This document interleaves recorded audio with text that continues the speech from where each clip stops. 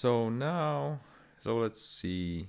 So we got rid of our console window. So now we can jump to try to inject to our target process. So explorer.exe. We can actually close that. Let's compile it. And so let's run it. And it got executed. And Windows Defender antivirus found our injection. Really pretty cool. All right. So first, let's see if this payload was actually executed from explorer.exe. Okay. So we go to here, and we see that it was Explorer. Let's find the allocated buffer by our dropper, and it is here, and it's our payload. Okay, so our dropper works as it's supposed to. Okay, but we have a problem with Windows Defender, which detects our malware. And to be honest, that kind of situation is pretty common. So when you develop a malware, you will probably quite often get that kind of behavior from AV, and you actually need that kind of testing. So what we need to do is we need to figure out what how a Windows Defender detected our malware. Okay, so we can check if what kind of information it provides. So let's go to quarantine, see some details, and it says Win32 agent bypass, generic, alert level severe, recommended action quarantine, category Trojan, and this program is dangerous and executes commands from an attack. And a path to our implant. Okay, so not too many information. So what we can do, let's first figure out if it was due to injection, so during the runtime, or was it static analysis. Okay, so since the program is already gone, it has been quarantined by Windows Defender. So let's compile it again. Okay, and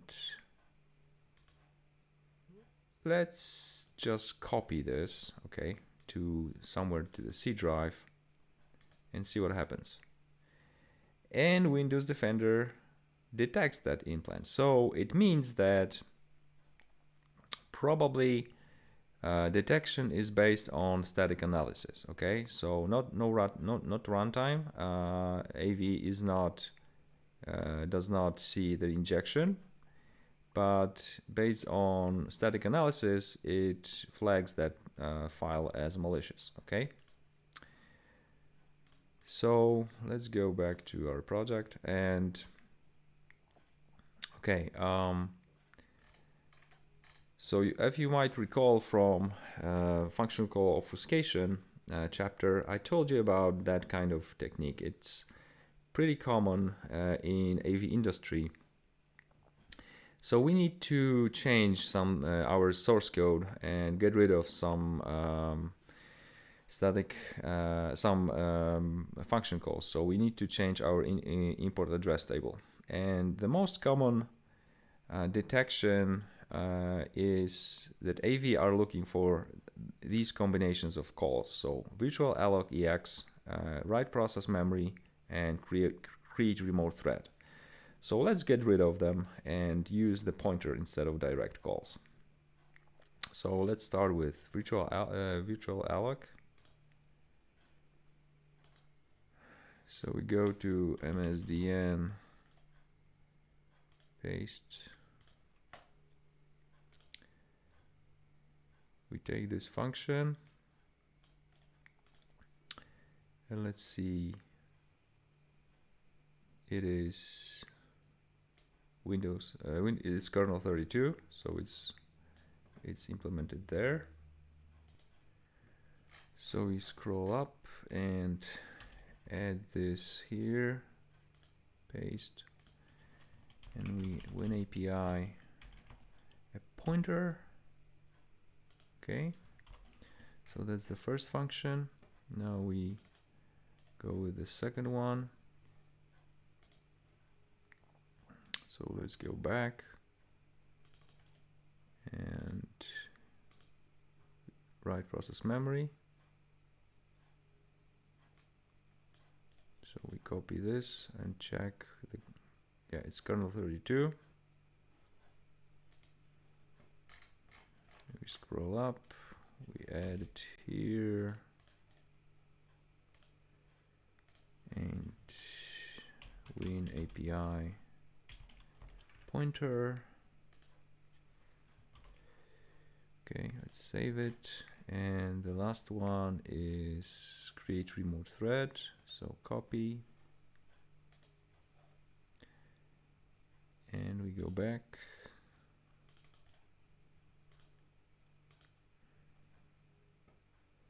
Create remote thread.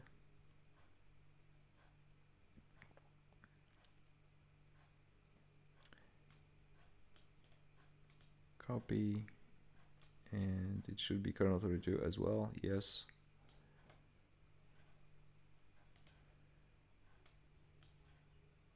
And paste. Win API pointer. Okay, we got it. So we have the pointers defined. So we need to resolve them here. So we have virtual alloc. We have write remote process memory, and we have create remote thread.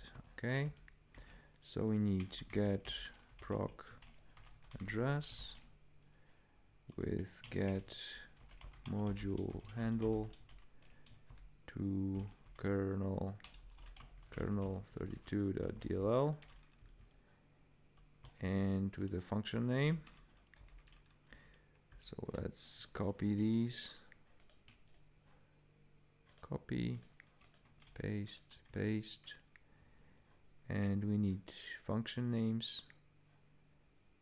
And so we put strings here, but let's do it in the right way. Since we have XOR function here, let's use encrypted versions of these strings. So let's copy this into here, and it's gonna be string. Okay, copy this here, some string, and again copy this here, and it's gonna be string. Okay, so we need these strings here defined. Unsigned car, copy, paste. So the first one, car, second one, unsigned car, copy, paste. Okay, so we have our variables.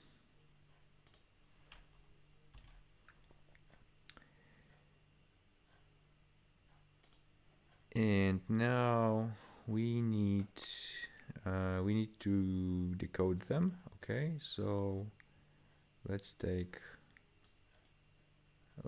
decrypt them. Sorry, not decode, decrypt. So we put 3 times, and we need this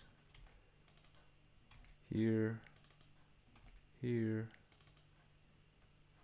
we copy, paste, paste, we need copy, paste, paste. And of course the second argument was a size, so the size of this array. Okay. And size of,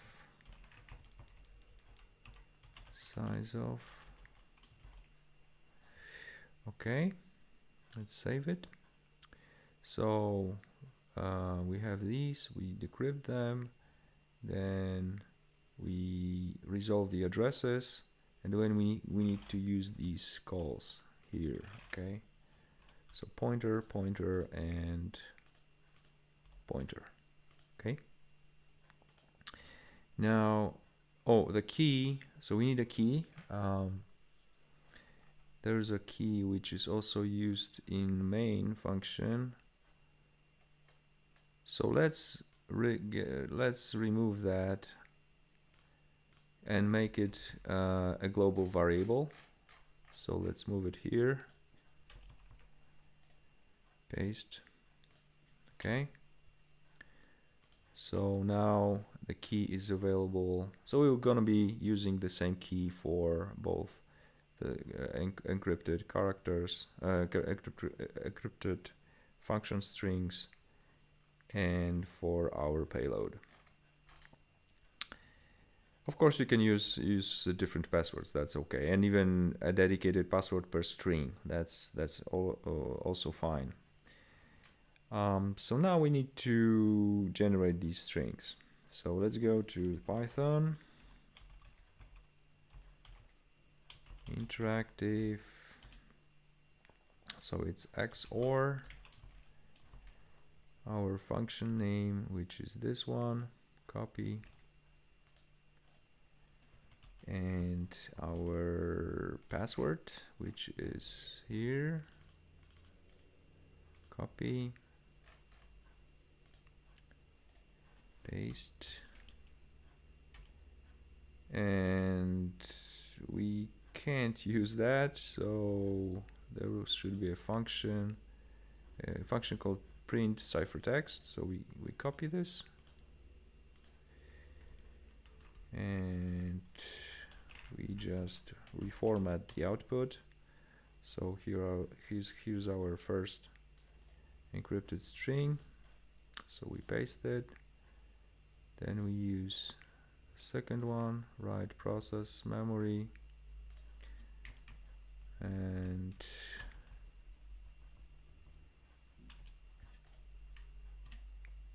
write process memory. Okay, looks good.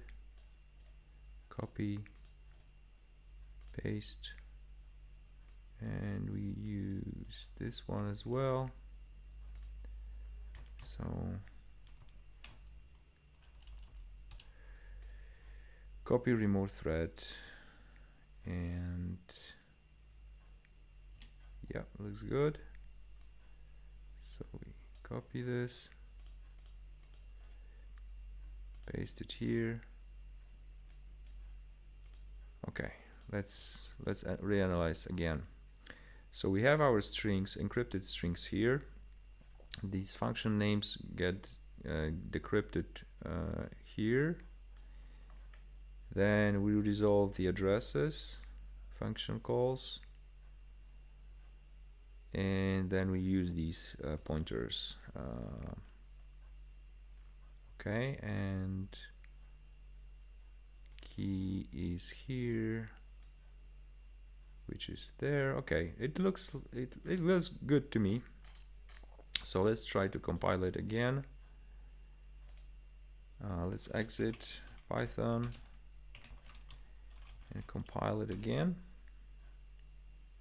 We're missing line 96, so we're missing something. Oh yeah, that's the problem here. Get rid of it again, compile, and let's see what happens. So refresh, and let's launch it. So our payload executed and there was no detection. Let's make sure it is actually, it was started from Explorer. And now let's see if there is another region mapped with a shellcode. There's the second region, this one, and this one. Yeah, it's so yeah, it looks like it worked. So again, as you can see, function call obfuscation. We changed the main function a little bit as well, because we removed the key to become a global variable. It might change something with the logic, since the main function is also changed. So maybe some hash or signature changed. So yeah, this is how you can bypass antivirus. And as I said, it's a common technique, detecting specific function calls. So yeah, that was it.